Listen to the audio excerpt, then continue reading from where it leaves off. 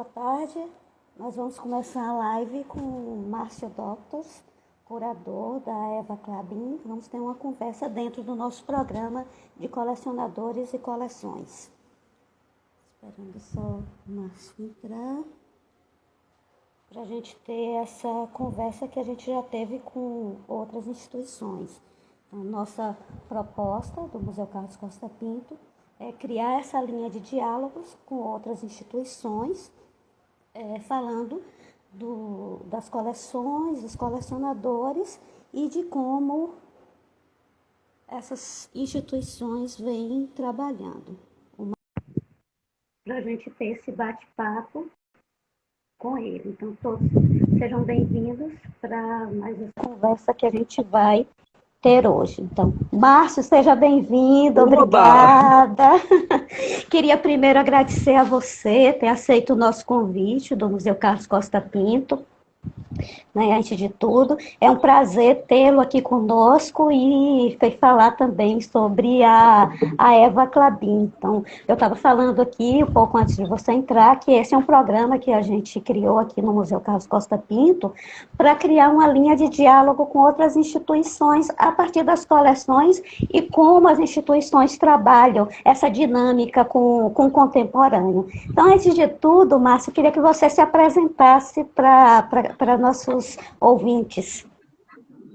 Tá, enfim, antes de mais nada, eu que gostaria de agradecer o teu convite, Simone, e o convite do Museu Costa Pinto. É uma honra para mim poder participar desse encontro, porque eu acho que essas coisas são muito enriquecedoras, principalmente para quem participa e para quem fala, porque acaba se aprendendo muito com as pessoas que participam nessa conversa, né? Eu acho que esse é um dos bons legados que nós estamos tendo desse momento tão terrível que a gente está vivendo e atravessando, né?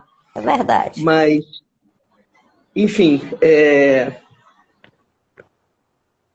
A gente tem de ver o lado bom de tudo, né, Márcio? Então, realmente, a gente criou essa linha de conexão, felizmente, né? Uma coisa que seria difícil, a logística de você vir do Rio para cá e tal. Então, pelo menos a gente está criando essas linhas de contato, de conexões, e que nós vamos cada vez mais estreitar, com certeza, né? Então, quem é Márcio Doctors? Eu acho que essa é a grande vantagem desse momento, né? Se tem alguma coisa positiva, é isso, exatamente isso, da gente poder aproveitar essas aproximações tecnológicas, né? Mas você quer que eu me apresente? É isso, né? Eu quero, para a gente não fazer uma coisa tão formal, é melhor você falar um pouco de você. Pois é tão difícil a gente falar da gente mesmo, né? Mas vamos lá, vamos tentar falar. Bem, o meu nome é Márcio Doctors. No momento eu exerço a função de curador da Casa Museu Eva Clabin, originalmente Fundação Eva Clabin, Casa Museu Eva Clabin. E eu já faço isso há bastante tempo, porque quando eu entrei lá, a casa não estava aberta para o público realmente de maneira regular. Era de maneira muito incipiente ainda, né? Mas aí eu fui, aos poucos, ao longo desses anos todos, abrindo. A minha formação é em estética, eu venho da área de filosofia. Eu fiz uma dissertação de mestrado chamado Mistério do Visível, que é sobre fotografia. E, basicamente, a minha formação acadêmica foi essa, mas, paralelamente, eu tive a sorte e o prazer de conviver com pessoas extremamente interessantes. E eu corroboro sempre de uma frase da Clarice Lispector, que burrice é doença contagiosa. E eu tive a sorte de ter sido contagiado por pessoas extremamente inteligentes ao longo da minha vida, o que me dá um enorme orgulho e prazer. Bem, o número 1 da lista é o Mário Pedrosa. Eu trabalhei para ele, eu fui secretário particular do Mário Pedrosa já no final da vida dele, quando ele retornou do exílio, e foi uma experiência fantástica, porque eu achava muito gozado que ele falava para mim: Márcio, se tem duas pessoas gostáveis nesse mundo, o Caetano Veloso e eu. E eu achava muito gozada essa ideia de ser uma pessoa gostável, e essa consciência que ele tinha, porque, de fato, ele era uma pessoa extremamente gostável, e eu tive essa oportunidade de conviver e aprender muito com ele, e também com uma pessoa que, naquela época, foi muito importante na minha formação, que foi a Lígia Pape, que é uma grande artista do neoconcreto brasileiro. Eu tive um convívio muito estreito com Lígia, e foi ela até que me apresentou e me levou ao Mário Pedrosa, foi ela que me introduziu ao círculo do Mário Pedrosa, e isso foi uma coisa de uma enorme importância na minha vida, porque hoje eu percebo o quanto a minha visão de mundo, a maneira como eu penso, a arte, de como eu procuro fazer o meu trabalho, está conectado com essas questões, né? Então, isso é o número 1 para mim, foi esse encontro muito feliz que eu tive. A partir daí começou a minha trajetória.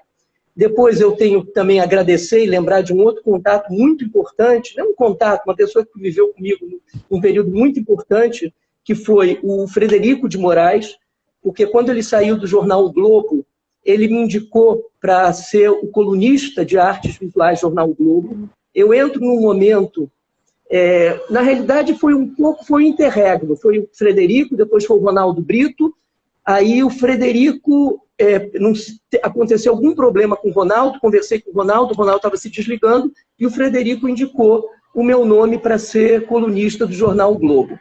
Enfim, eu entrei como colunista do jornal O Globo, e foi uma experiência extremamente interessante, porque eu vinha de um mundo mais acadêmico, de outras ideias, e poder conviver com a imprensa me deu uma outra dimensão do que enfim, do que é as artes nesse âmbito, né? Toda a maneira com a que a gente tem que lidar com isso, como a gente tem que ter... Enfim, são outros códigos, resumindo, são outros códigos, mas que foi extremamente proveitoso. E eu também sou muito grato ao Frederico de Moraes, ao Frederico Moraes, na verdade, né, por ter me feito essa indicação. E depois disso, lógico, começou toda a minha carreira. Eu originalmente eu não me pensava no mundo das artes, a verdade é essa. Eu estou no mundo das artes por mero acidente, mas são essas coisas que acontecem na vida, que acontecem... Pode ser que seja destino, talvez, mas são essas coisas maravilhosas que acontecem, e a única contribuição que eu tive foi de aceitar isso, porque eu não recusei. Eu muito mais fui indicado pelos outros, fui muito mais escolhido do que eu propriamente escolhi. Hoje em dia, não. Evidentemente, eu sou absolutamente consciente de todas as minhas escolhas, de todos os meus caminhos, mas até chegar nesse ponto, eu sinto que foi muito mais algo que as pessoas viam em mim, pela generosidade que elas tinham com o outro, e isso é extremamente difícil de encontrar, e eu tive a sorte e a felicidade de encontrar isso com pessoas magníficas. Basta eu mencionar esses 3 que eu falei, né? O Mário Pedrosa, a Lígia Pape e o Frederico Moraes. Quer dizer, eu não preciso de mais nada, na verdade. Foi uma coisa que me levou a tudo isso. E depois eu acabei me encontrando com a figura fantástica, que eu também admiro profundamente, que é o Israel Klabin, que é o presidente da Fundação Eva Klabin, com quem eu aprendo muito a cada dia no convívio com ele, na maneira como ele tem de lidar com o outro. É realmente um aprendizado fabuloso. Mas, fora essa formação toda, a minha trajetória, eu vou fazer um parênteses, eu sou cheio de parênteses. Mas os parênteses são bons, os parênteses são bons que enriquecem. Pode ser, mas, enfim, eu vou te pedir perdão para fazer esses parênteses todos. Eu acho que você fez um erro de pedir para me apresentar, hein? Porque eu estou vendo que vou levar um longo tempo me apresentando. Não, fique tranquilo. Tranquilo, Márcio. O bom é a gente conhecer as pessoas também, né, por trás do que a gente está conversando, que são as pessoas que fazem as instituições e as dinâmicas. É verdade, pode ser. Mas aí, aí depois eu comecei a minha trajetória, eu me via mais como um crítico de arte, eu tive uma participação muito ativa num movimento que aconteceu no Rio de Janeiro, que eu acho que foi de fundamental importância, que foi o Grupo A Moreninha, que, enfim, eu não vou me alongar sobre isso, porque ele é muito extenso, e foi um momento, assim, muito vivo, a partir dos anos 80, que é basicamente quando eu começo a atuar no meio das artes plásticas, já se vão 40 anos, né? Essa que é a verdade. E nesse momento, com a Moreninha, foi muito interessante, porque foi um grupo que se contrapôs a geração 80, mas não se contrapôs no sentido de ir contra, mas que ocupou um lugar que a própria geração 80, daquele movimento de como vai você, geração 80, ao ficar muito ancorado na questão da pintura, enfim, dessa volta à pintura, do retorno à pintura, desse sentido meio hedonista, entre aspas, que eles trouxeram para a pintura, abriu um outro espaço que foi exatamente ocupado pelo Grupo A Moreninha, que eu acho que é um movimento que foi muito interessante, que ainda precisa ser estudado dentro da historiografia recente da arte brasileira, porque ele acabou colocando uma série de questões que era os caminhos da pós-modernidade, para onde nós estávamos indo, o que era ter uma ação efetiva e de questionamento e de relacionamento da arte brasileira com a arte internacional, todas as outras linhas de força que vinham acontecendo com o construtivismo, o neoconcreto, com a arte, enfim, a arte cinética, enfim, todas as expressões que estavam acontecendo naquele momento também, enfim, o minimalismo, a geração dos anos 70 também, que era extremamente enriquecedora, né, com esses vários artistas importantíssimos da geração dos anos 70. Então, era uma outra linha de pensamento que a gente foi puxando e que nós acabamos tendo uma ação muito importante naquele momento e que, de certa maneira, eu acredito que isso ainda vai ser revisitado e estudado. Mas, a partir daí, eu comecei a traçar uma trajetória mais nessa linha curatorial, né? E o marco, para mim, dessa linha curatorial foi 1994, quando eu tive a oportunidade de fazer a exposição a convite do Carlos Martins, que era o curador, na realidade era diretor do Museu Castro Maia, e ele queria um projeto para o Museu do Açude, que é a sede do Museu Castro Maia, na Floresta da Tijuca, no Rio de Janeiro. Então, em 1994, eu tive a oportunidade, a convite do Carlos Martins, como eu falei, de propor uma exposição que eu denominei As Potências do Orgânico. Isso foi um turning point, foi uma mudança na minha percepção do mundo, juntamente com a Moreninha, e toda aquela informação que vinha com o Mário Pedrosa e com a Lígia Pape, né, principalmente, de que eu propus uma curadoria que era convidar artistas contemporâneos, artistas que estavam vivos, ativos ali naquele momento, para que fizessem uma interferência na Floresta da Tijuca. E foi uma experiência riquíssima. O nome da exposição foi As Potências As Potências do Orgânico, foi organizada em 1994, e os artistas convidados foram o Tunga, o Arthur Barrio, a Fernanda Gomes, a Cláudia Bacher e a Adriana Varejão. Foram 5 artistas extremamente importantes que estavam muito ativos naquele momento, e eu reputo isso como uma espécie de uma experiência de proto-Inhotim, porque foi muito anterior a isso e que foi essa tentativa de ocupar essa floresta fantástica, que é a Floresta da Tijuca, do Rio de Janeiro, que é uma floresta, enfim, que é uma floresta que foi replantada pelo homem a partir do século XIX. Ela não é uma floresta natural, ela é uma floresta replantada, que foi talvez um dos primeiros projetos ambientais do mundo. Eu me orgulho muito de ter feito esse trabalho nesse local. Porque e a Floresta da Tijuca é um referencial, quando a gente pensa em Rio de Janeiro, né? Um referencial até do nosso próprio imaginário com o Rio de Janeiro, né? Perfeito, eu acho que ela faz parte do nosso imaginário, porque o Rio de Janeiro é mar e montanha e essa floresta fantástica, essa floresta urbana, né? E você pensar que tudo isso foi plantado no século XIX é fabuloso, né? Então, a ideia era convidar esses artistas que trabalhassem com material orgânico, e daí o nome Potências do Orgânico. Dessa experiência, acabou que ela se desenvolveu para um projeto mais permanente, que demorou 4 anos para ser viabilizado, que foi o espaço de instalações permanentes do Museu do Açude, que foi inaugurado em 1999.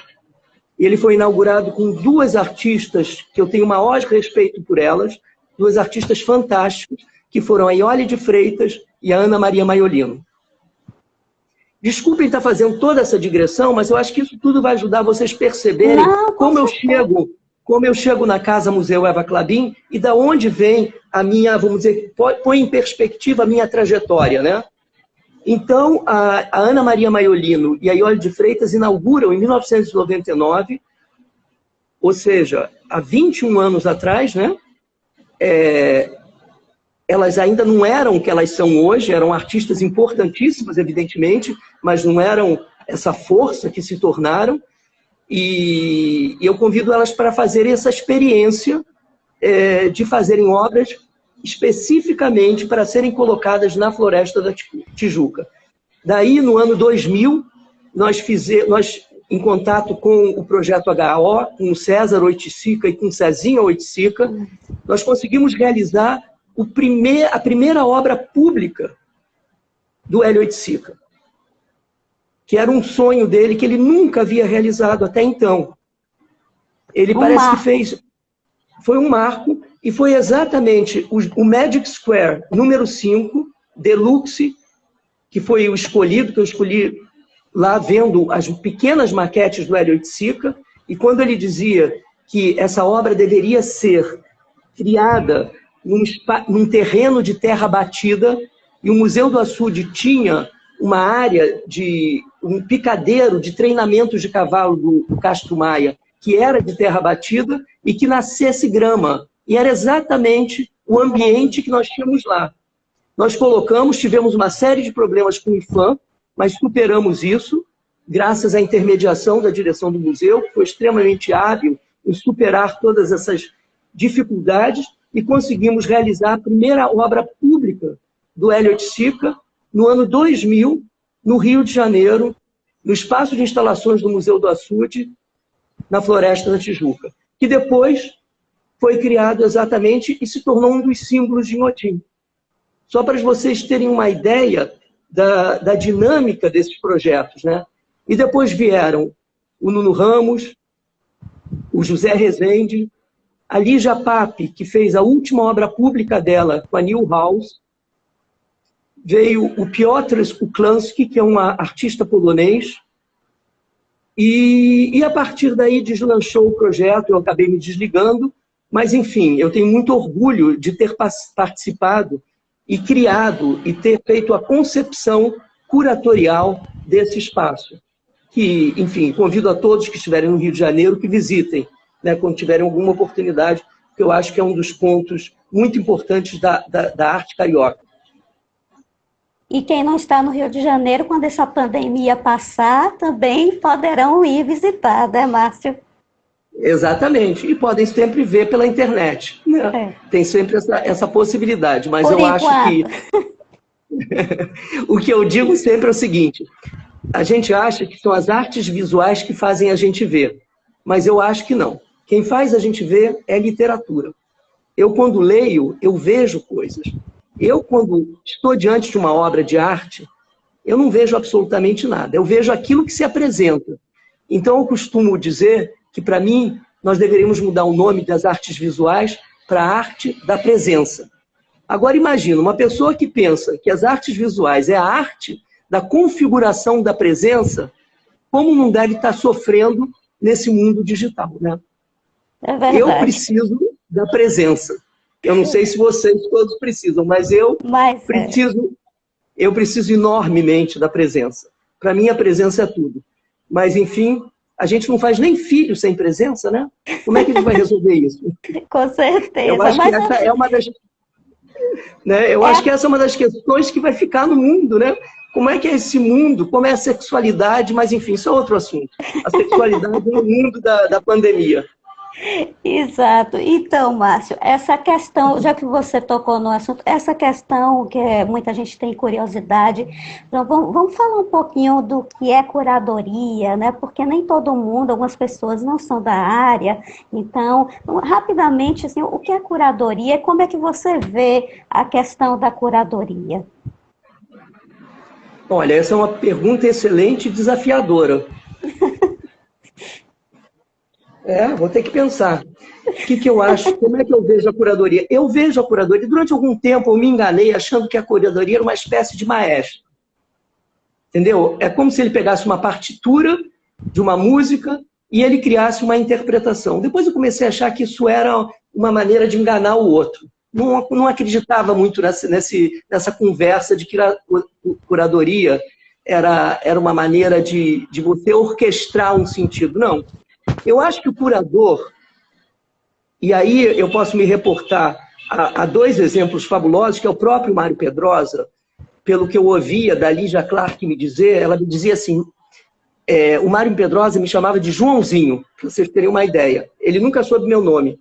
Ele morreu me chamando de Joãozinho. E a Lígia Clark, quando ia lá na casa dela, da casa dele, perdão, na casa do Mário Pedrosa, ela me dizia, Márcio, eu fui inseminada pelos ouvidos por dois Mários. De um lado, o Mário Pedrosa e de um lado, o Mário Schember. Eu acho que o curador, no fundo, é uma pessoa que tem uma concepção do mundo e que utiliza esse acervo visual fantástico que nós temos, que foi produzido pela humanidade, mas que tem uma ação, vocês desculpem a falta de humildade, artística em relação à obra do outro. Não é simplesmente orquestrar a obra do outro, porque eu acho que o artista é uma espécie de veículo da criação. Eu acredito imensamente na tensão criadora e na potência criativa. Então, eu acho que o artista, ele encarna uma criação, ele encarna algo que ele consegue presentificar no mundo e que o curador, ele pega isso e junta com as suas ideias e com a percepção da atualidade do mundo que ele vive para criar algo que tem tanta potência quanto a criação artística. Se o criador não tiver um impulso artístico, ou se ele achar que ele simplesmente é um orquestrador de tensões artísticas ou de impulsos artísticos, eu acho muito pouco.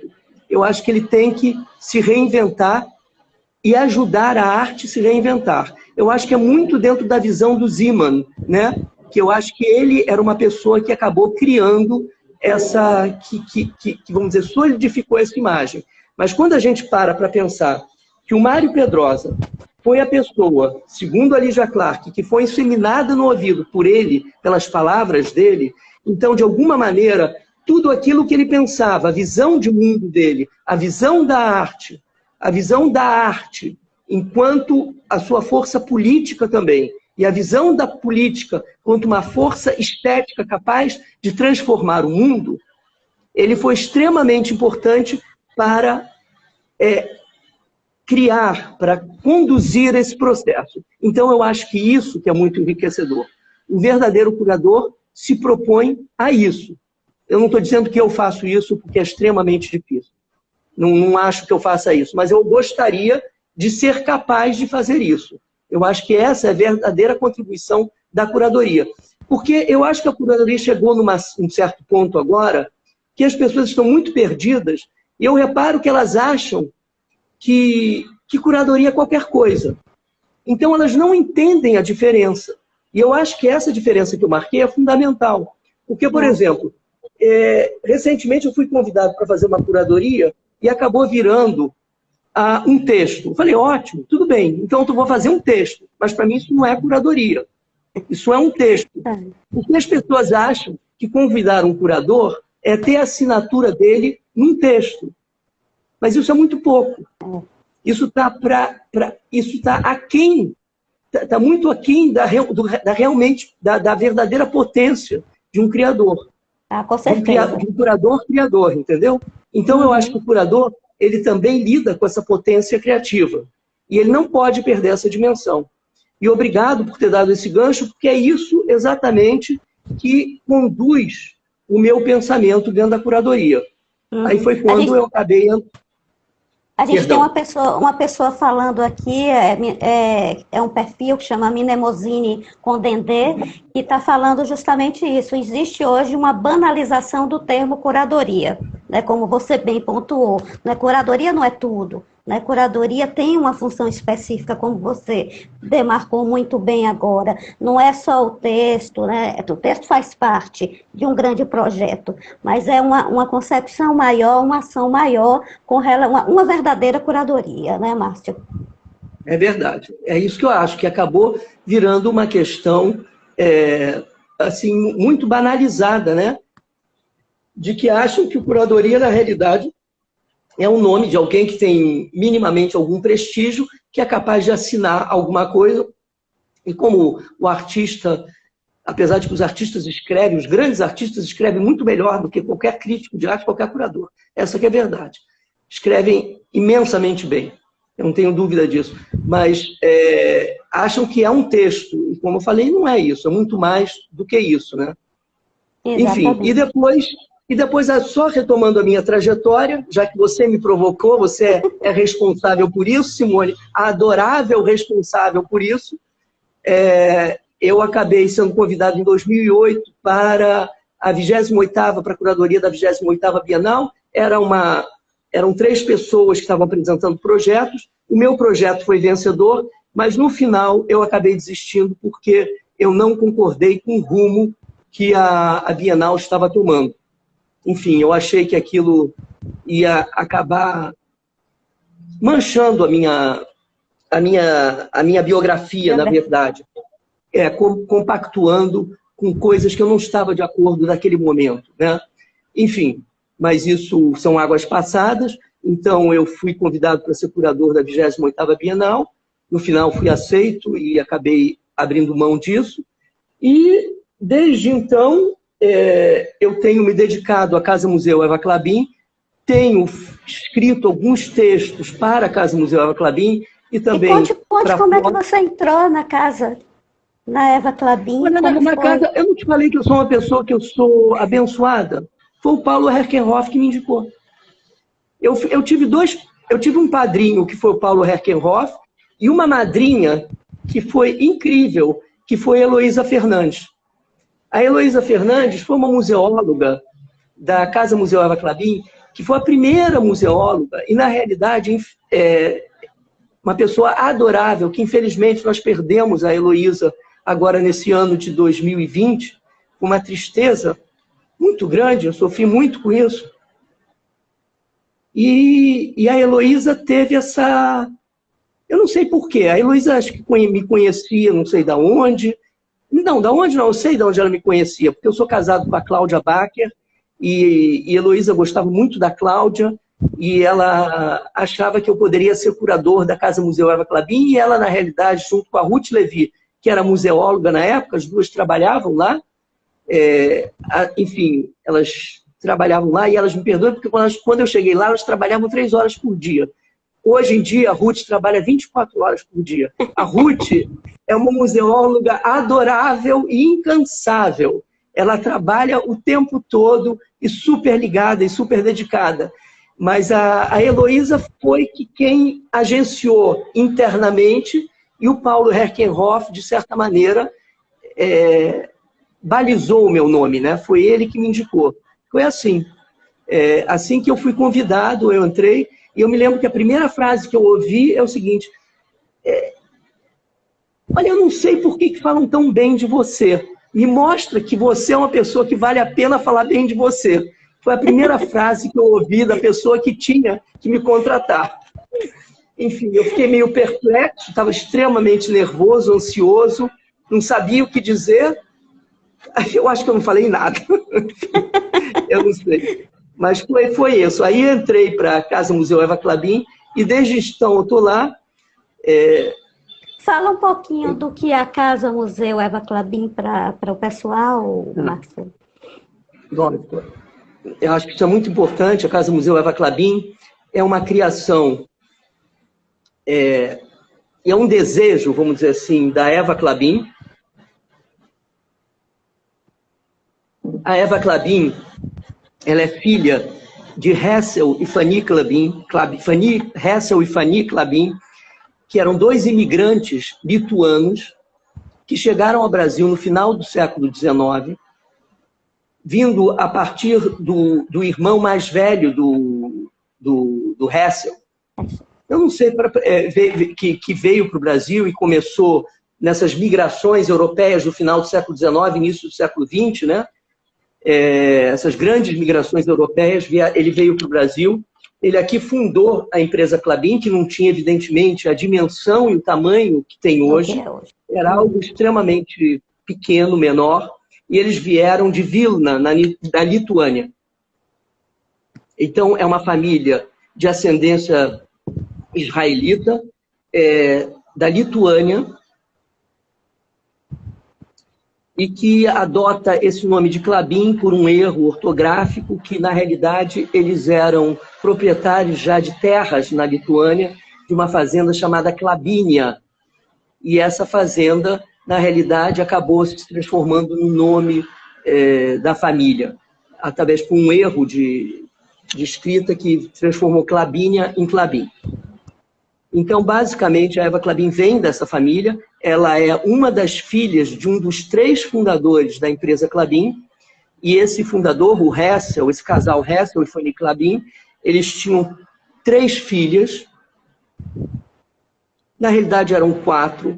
Teve um menino que morreu muito prematuramente e ficaram 3 meninas, a Eva, a Emma e a Emma e agora me escapou o nome. Epa!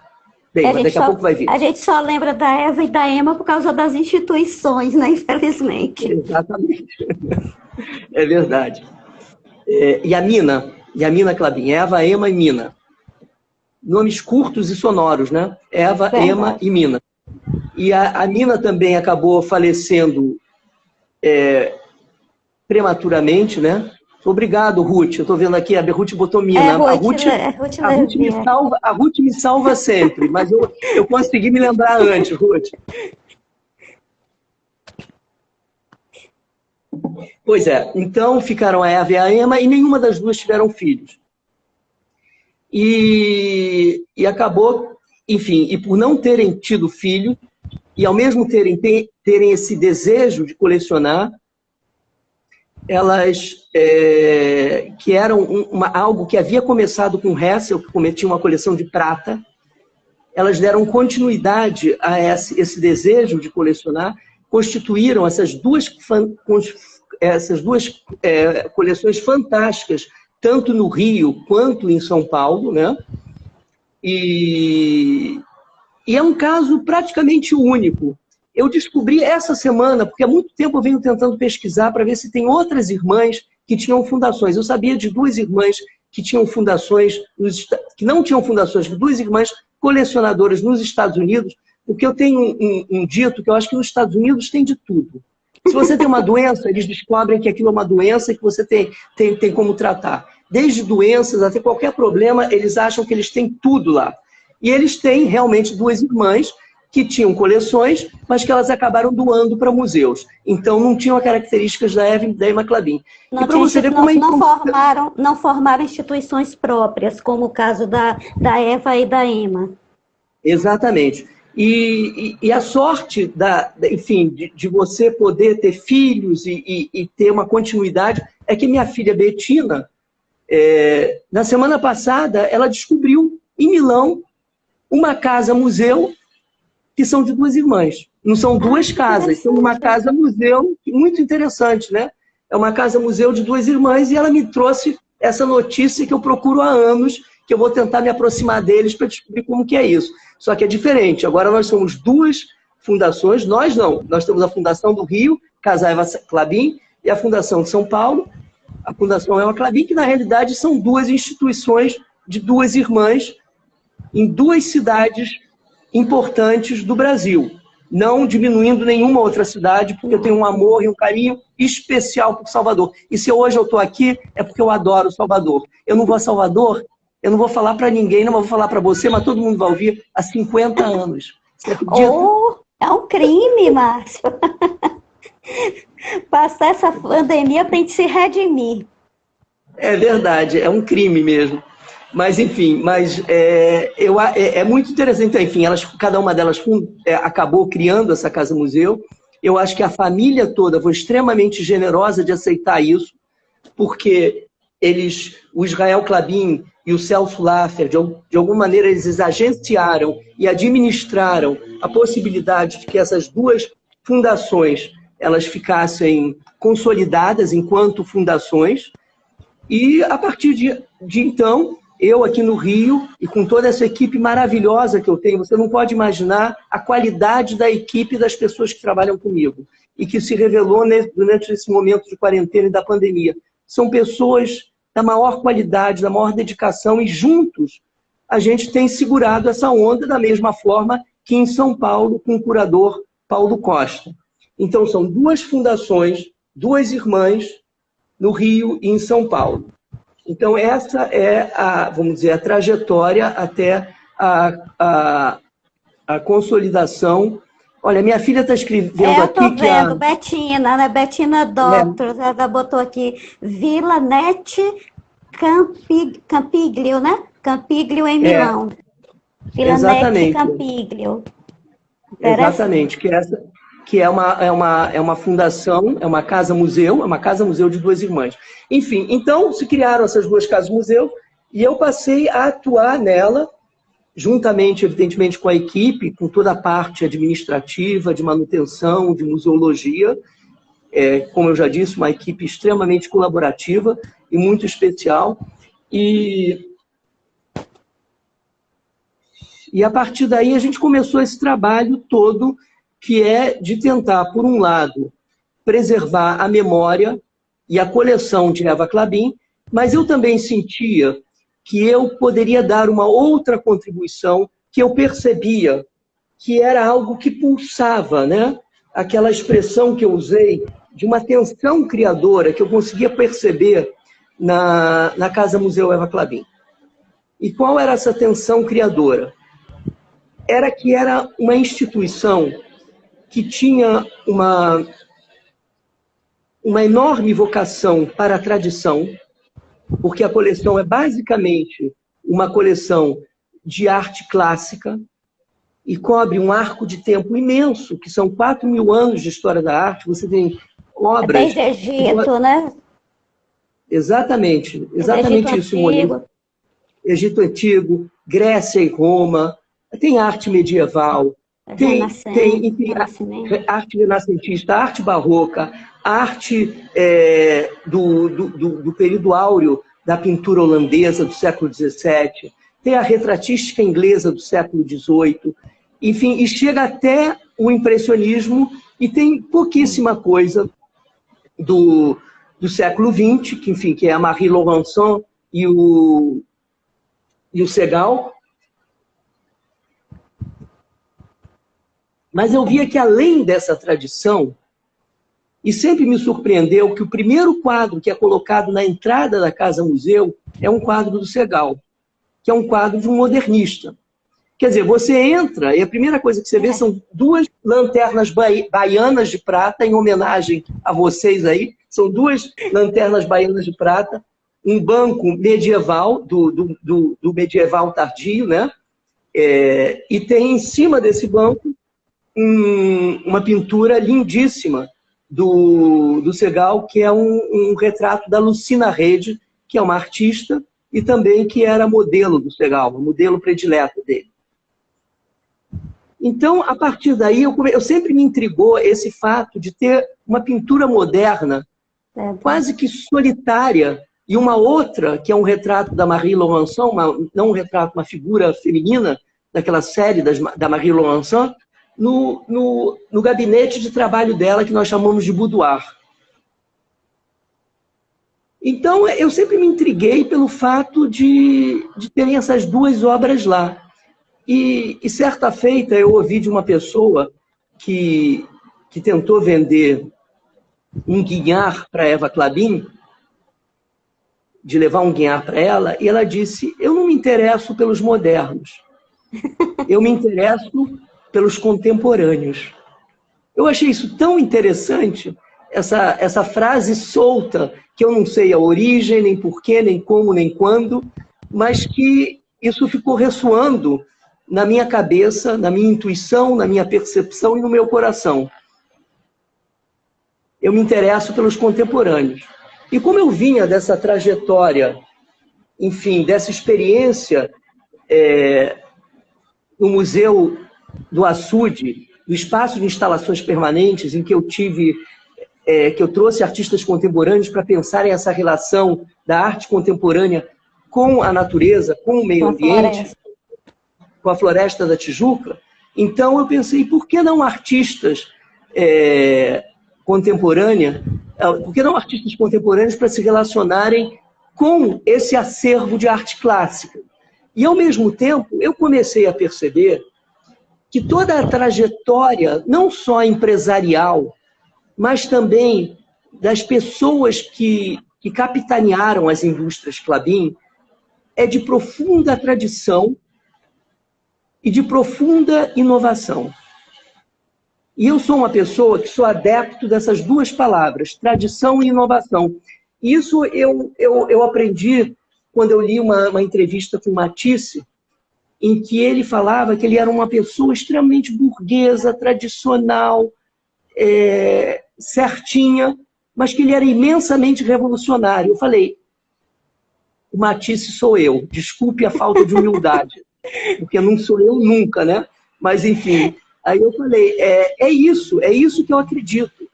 Eu acredito que a tradição e a inovação, elas andam juntas. Depois eu li um texto... Elas se complementam, na verdade, né? Que uma só é possível com a outra. Que são conceitos, quando você fala tradição, sempre tem de ser um comparativo. Né? Então, é uma coisa complementar e não antagônica. Eu também não acho que são antagônicas. Não sei se elas são complementares. Porque, tanto é que eu chamo o projeto Respiração da Casa Museu Eva Clabin de intervenções. Eu acho que ela cria uma tensão, um conflito aí, né? Mas, ao mesmo tempo, o que aconteceu? Eu me lembro que eu fiquei extremamente impressionado com um texto que eu li do Freud, que é um Moisés e o monoteísmo. Eu não sei se vocês conhecem esse texto, mas que é muito interessante a visão que o Freud traz do líder espiritual Moisés, que ele diz que o Moisés pertencia à tribo dos Levis e que, enfim, os israelitas, né, eles são divididos em 12 tribos, sendo que 11 tribos são territorializadas. Eles tinham território. Elas podiam ser territorializadas. O Estado, o que era, aqui, naquele momento, aquela terra da Palestina era dividida entre as 11 tribos, e cada uma dessas tribos ela tinha uma administração própria delas, e a tribo dos Levis, que é a 12ª tribo, ela não tinha direito a ter terras. E ela ficava numa situação intermediária entre aqueles que possuíam as terras e entre a classe sacerdotal, e elas eram uma classe à parte. E o Freud se questiona muito sobre a importância dessa tribo dos Levis. E ele vai dizer que a tribo dos Levis é aquela que tinha a função de manter a tradição.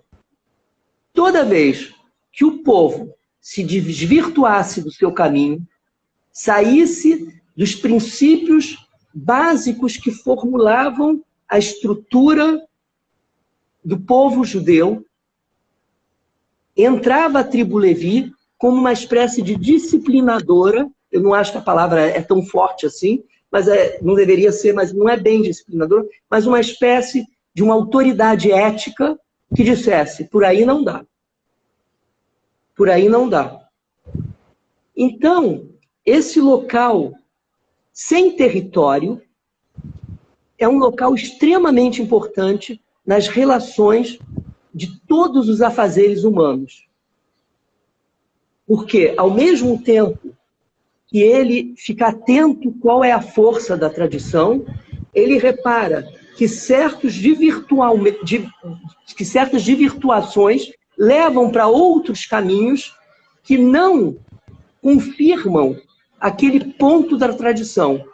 E ao você confirmar aquele ponto da tradição, você pode ser extremamente revolucionário e inovador. Eu vou pegar de uma outra maneira essa mesma ótica, que é a questão da palavra radical. Se você pensar que a palavra radical, ela assusta as pessoas, é uma coisa radical, mas você não pode nunca esquecer que no radical da palavra radical, que no radical da palavra radical, nós temos raiz. Raiz e radical são a mesma coisa. Aquilo que é radical está profundamente inserido nas forças formadoras de qualquer situação. Nas forças que constituem uma situação.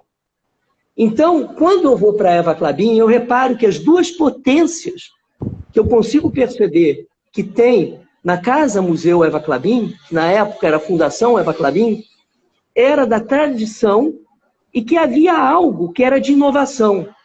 O Segal era membro da família Klabin. O Warshawski era membro da família Klabin.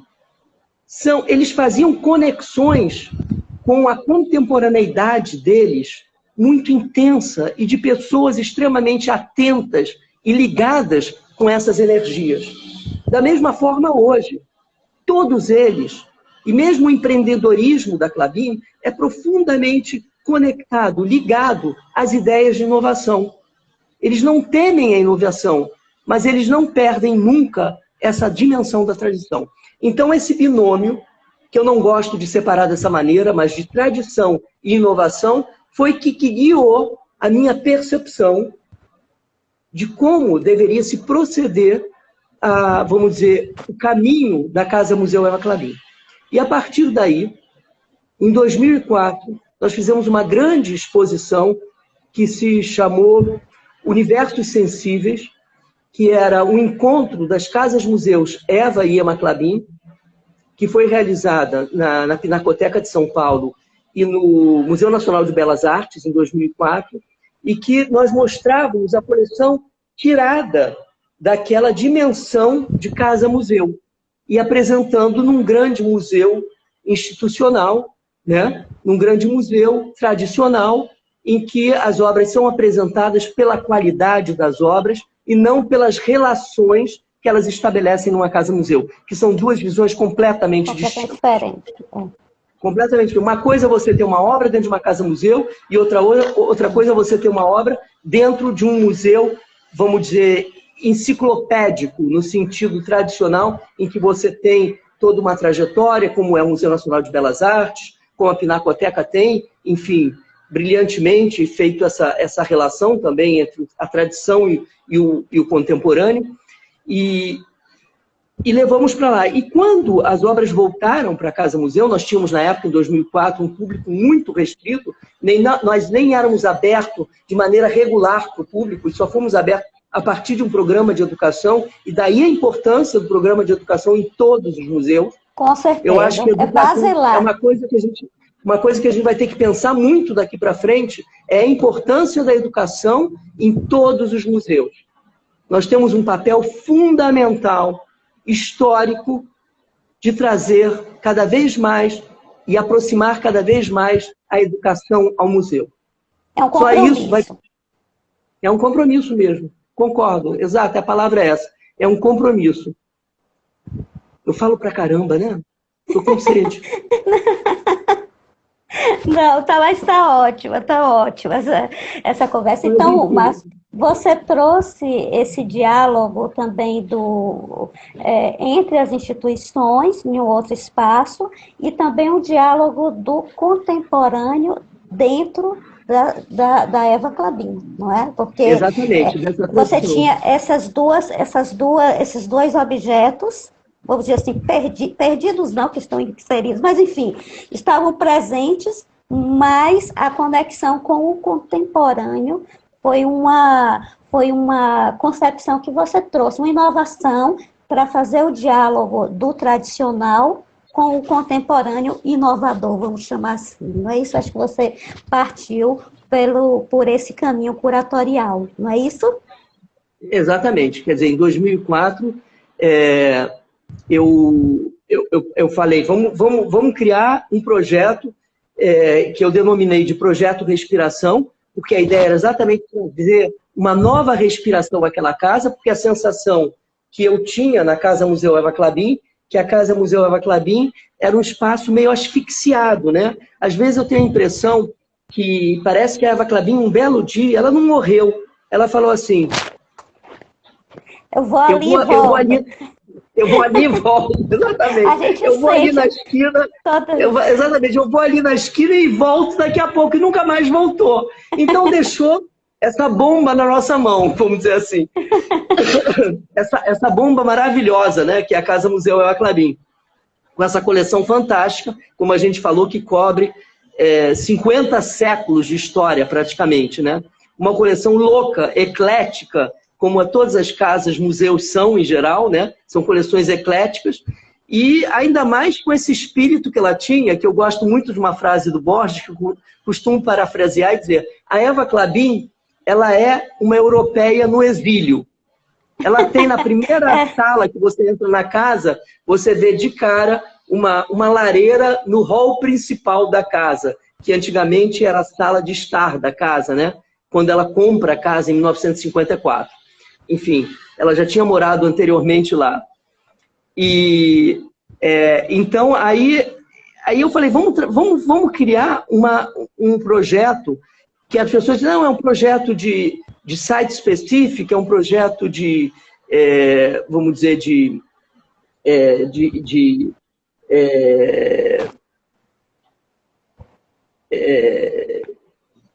eu estou querendo procurar uma palavra que me escapou agora, é um projeto de...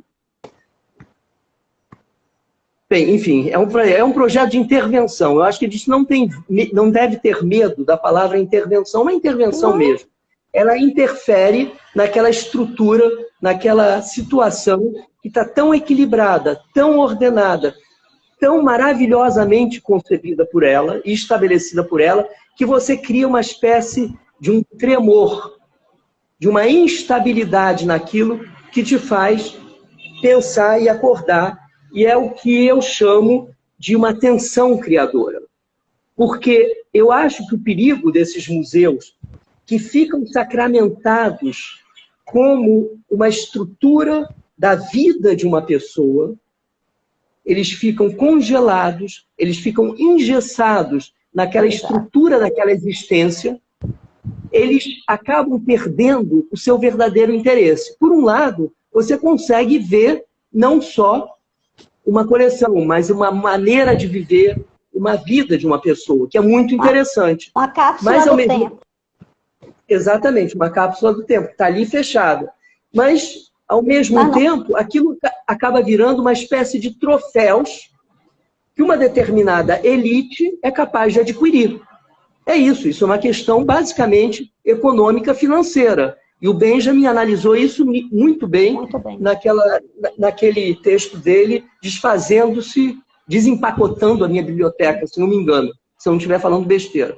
Mas acho que é Desempacotando a Minha Biblioteca, em que ele mostra que realmente o colecionador ele cria uma espécie de círculo mágico.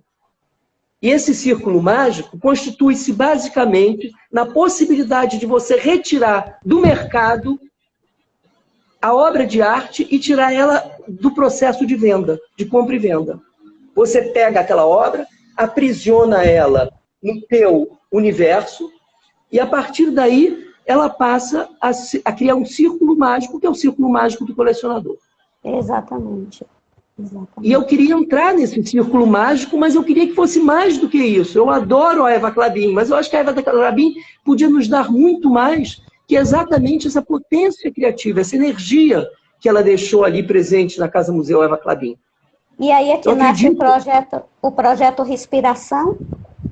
Exatamente, ele nasce daí, dessa vontade de poder criar intervenções e mexer nessa estrutura, que tem inúmeras linhas de força, que é a própria coleção, a história da arte, a vida da Eva Klabin, a vida particular dela, vamos dizer assim, né?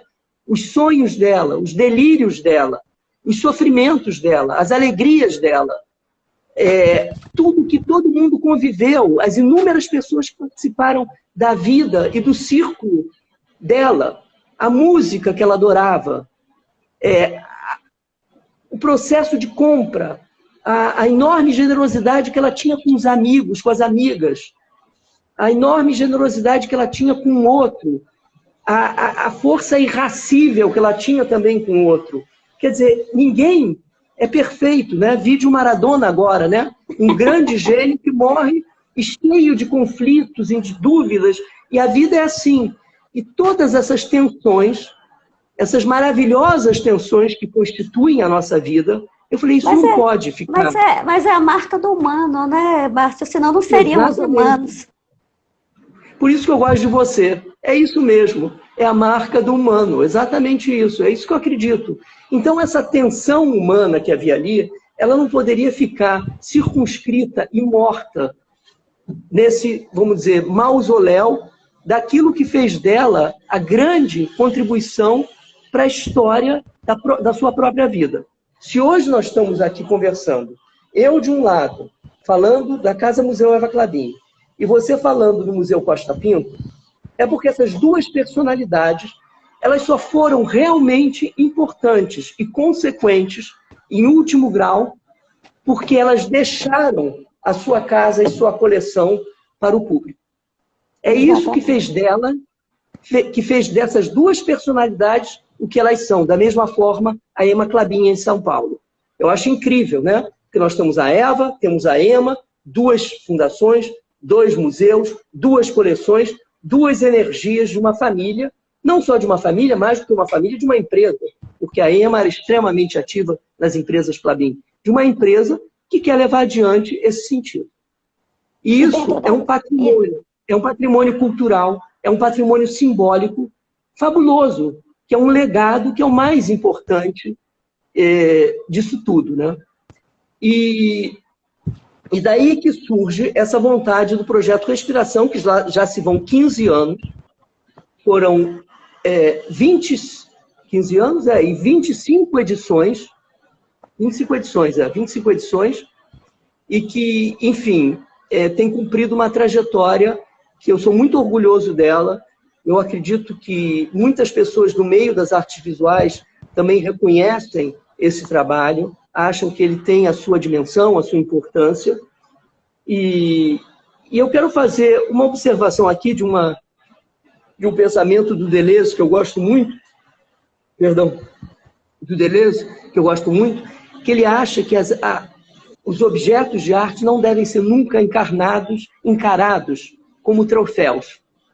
E eu acho isso mesmo, quer dizer, eu acho que toda aquela coleção fabulosa que está reunida hoje nesse legado da Casa Museu Eva Klabin, eles não podem ser vistos pelo público, por aqueles que nos visitam, que nós temos enorme prazer de recebê-los quando eles vêm à Casa Museu Eva Klabin.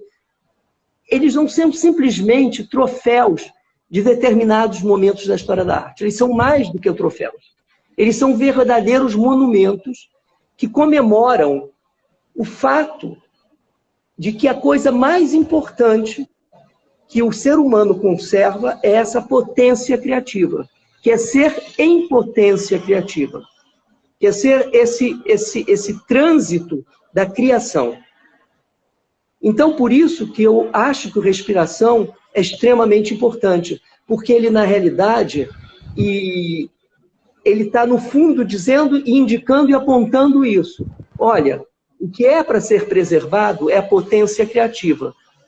Não é a veneração dos troféus, que são importantes para nós conhecermos nossa história, nosso passado, nossa trajetória, mas que também é muito delimitado, porque nós estamos dentro de uma casa museu de colecionador, e isso é um núcleo muito restrito, porque não abarca a enorme diversidade, porque é uma casa-museu de colecionadora. É isso que é a Casa-Museu Eva Clabin. Agora, falando... de um contexto. Márcio, nós temos agora só 15 segundos. Eu queria que você se despedisse. Ai, meu Deus! Olha, eu tenho um péssimo defeito, vocês me desculpem todos. Eu sempre acho que eu não falo muito. A minha mulher, coitada, a Cláudia Bacher, ela diz: você fala pra caramba. E eu sempre acho que eu não falo muito, entendeu?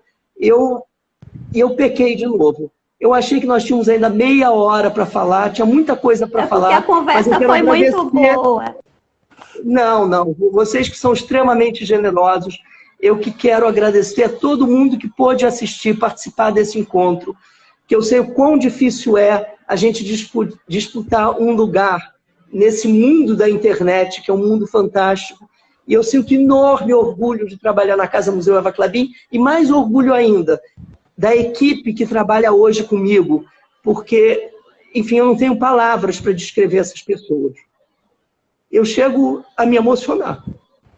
E a gente lhe agradece muito, porque é bom a gente conversar com quem ama o que faz. Muito obrigada, Márcio.